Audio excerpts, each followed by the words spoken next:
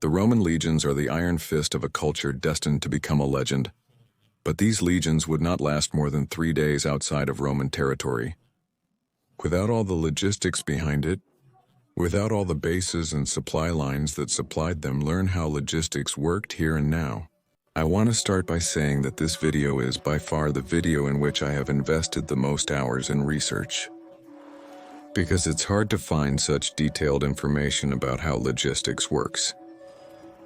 That's why I would appreciate it if you value my work, subscribe to the channel and join the Hispanic Guard. We welcome you with open arms. Let's start by analyzing how much a Legionnaire ate. According to ancient authors, Legionnaires consumed 2 daily rations of food, which were calculated in volume. But we are going to see it in weight, because it's easier to get a proper view, averaging the various sources and comparing it to what a modern soldier consumes. It has been concluded that a Legionnaire consumed 850 grams of grain daily. This, a Legionnaire. So the amount of grain of a legion we can obtain by multiplying 850 times 6,000, and we have a total of 5,100,000 grams of grain. That is 5.1 tons of grain daily. But of course, we have to consider that their diet was not based solely on grain, but was complemented with vegetables and other foods. So the amount of food consumed daily would increase. The problem is that we don't know how much of these other foods they consumed, so we can't make an accurate estimate. So we'll assume they only transported grain and got the rest from the land. We'll see this later on. It's generally agreed that the Legionnaires carried rations for 3 days on their backs, so they must have carried 5.735 pounds of grain alone during their marches through the territory. Enemy or friend indifferently? But of course one can live weeks without food, but only a handful of days without water. The problem with water is that it's very difficult to transport, as it requires closed and sealed containers to prevent it from spilling. If we take the standard of 2.5 liters daily for a civilian, today we have 7.5 liters of water, which is equivalent to 7.5 kilograms in weight, which is in turn what they would consume in 3 days, that is, what they presumably had to transport.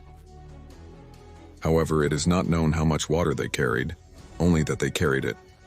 But considering the difficulties of the time to transport water individually, it is not likely that they carried much. That's why they always tried to camp in areas close to water sources and always marched, trying to be next to a river or a lake. Let's suppose they carried 1.5 liters per soldier. We already have 4 kilos between food and water on the shoulders of the Legionnaires. Now that we know what they carried, it's time to find out how they received the supplies that would allow them to last more than 3 days. Let's start with the Roman supply lines. At the first level, we have the strategic bases, which we could define as a huge warehouse where there are all kinds of supplies: food, wood, weapons, iron, water, whatever. An example of a strategic base is Rome itself. Or that's the concept we would have if we consider the term strategic base as a single point. However, in ancient Rome, a whole province is defined as a strategic base, or a series of provinces that provided supplies to an army that was on campaign.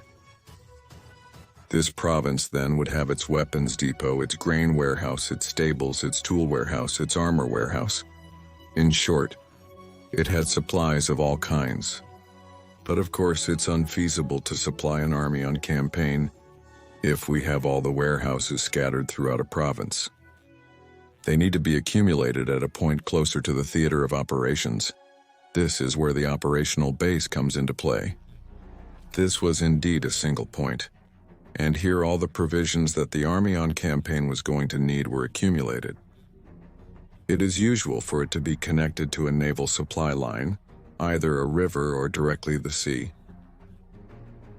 This allowed supplies to arrive in large quantities, and much faster than if it were by land. The operational base was not a marching camp built by the Legionnaires, but an already existing city.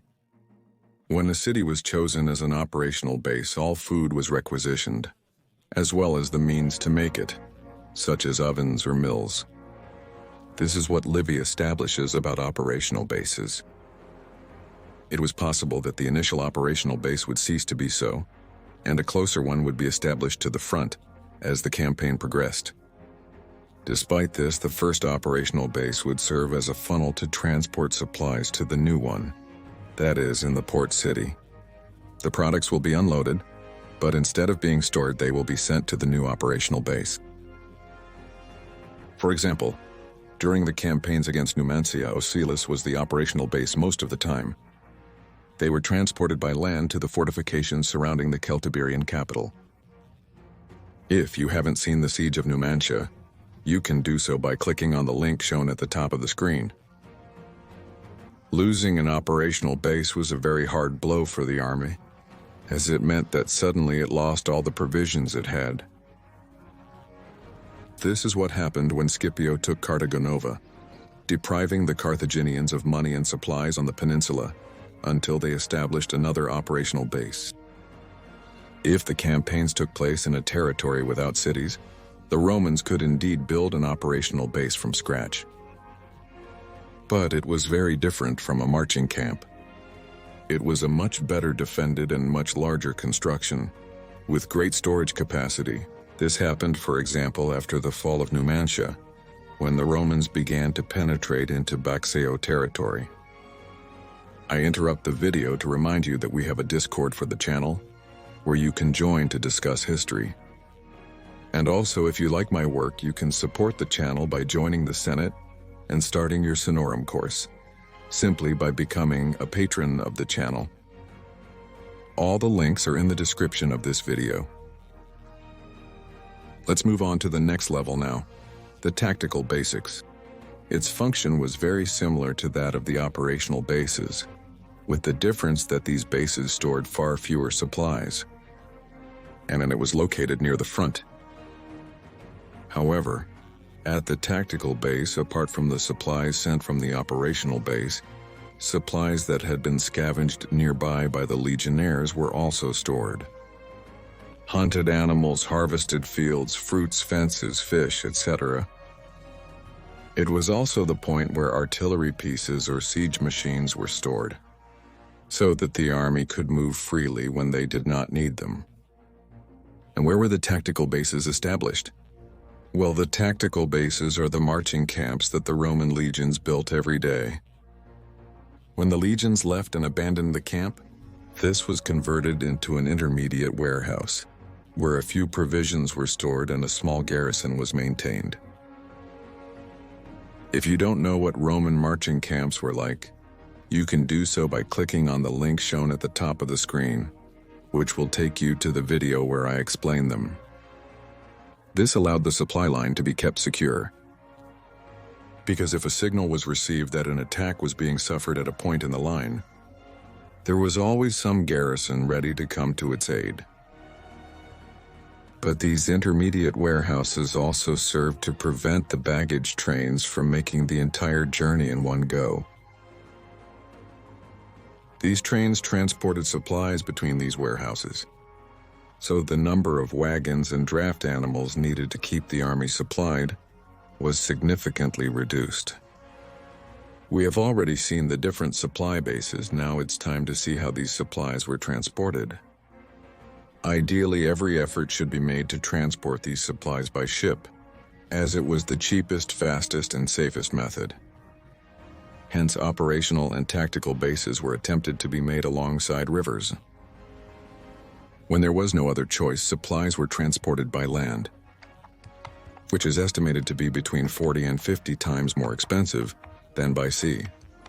Why? Because of the number of animals that the baggage train must have, and the small amount of supplies they can carry. But there's even more. The animals need to eat, and it is estimated that they consumed between 2.5 and 4.5 kilos of hay daily, which they would have to transport themselves. And let's not forget the sir. Huge amount of water these animals consume. The animals could pull a cart, which allowed them to carry more supplies than on their backs. But this required that the land supply lines go through decent roads. If they didn't use carts but went with mules or donkeys alone, they could afford to travel over uneven terrain, albeit carrying fewer supplies. In the end, Roman roads allowed supply trains to arrive faster, while obviously allowing legionnaires to march further and faster during campaigns. Indeed, these roads were a fundamental axis of Roman campaigns. Here ends today's video. Thank you all very much, and especially to the patrons and senators of the Hispanic Guard for supporting the channel and making this project continue. Hit like if you liked the video and subscribe so you don't miss any episodes.